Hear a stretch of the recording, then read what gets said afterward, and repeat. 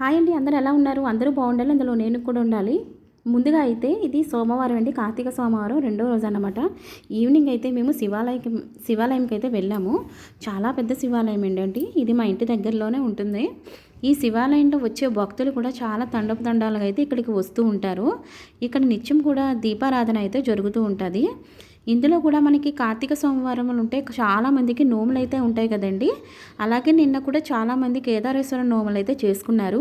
వచ్చినాక ఇక్కడ ఒక గుడిలో కూడా దీపం వెలిగించుకొని ఆ స్వామి సన్నిధానంలో దీపం వెలిగించుకుంటే చాలా మంచిదండి. ఇది మన కార్తీక పురాణంలో కూడా ఉంటుంది. ఎవరైనా సరే కార్తీక మాసంలో కూడా దీపారాధన ఇలాగా దేవాలయాల్లో చేస్తే మనకి పుణ్యఫలం వైకుంఠ ప్రాప్తి కలుగుతుందండి. ఈ విధంగా కూడా మీరు కార్తీక మాసం మొదలు పెట్టేటప్పుడు ఇంట్లో వెలగా మనం పెడుతూ ఉంటాం కదా, ఇలాగ కూడా దేవాలయాల్లో కూడా పెడితే ఎంతో పుణ్యం వస్తుందండి. అది కూడా మన పురాణాల్లో కూడా చెప్తూ ఉంటారు. నేను కూడా అలాగనే పాటిస్తూ ఉంటాను.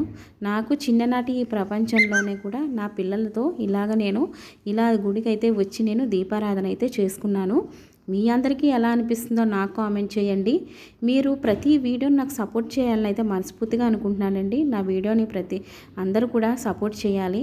నేను ఎంతో విధంగా కూడా నేను వీడియోలు మీతో షేర్ చేసుకుంటాను. నా చిన్ని మెమోరీస్ కూడా మీ అందరికీ కూడా పెడుతూ ఉంటాను. థ్యాంక్ యూ సో మచ్ అండి. ఇక్కడ చూడండి, మనకి నాగదేవత విగ్రహం, శివాలయము, శివుడి రూపంలో కూడా ఉన్నాయి కదా శివలింగం. అక్కడ కూడా మనకి దీపాలు అయితే పెడతారు. ఈ గుడిలో త్రిమాత్ర దేవాలయం కన్యకా పరమేశ్వరి అండి, వాసవి కన్యకా పరమేశ్వరి. ఇక్కడ కూడా మనకి దేవతగా ఇక్కడ నిలబెట్టారు. శివాలయం ఉంది, ఆంజనేయ స్వామి గుడి ఉంది, అలాగే సరస్వతీదేవి కూడా ఉంది. చాలా ఉపలయాలు అయితే ఈ గుడిలో ఉన్నాయండి. మీ అందరూ కూడా చూడొచ్చు. నేనైతే 3 ప్రదర్శనలు చేశాను.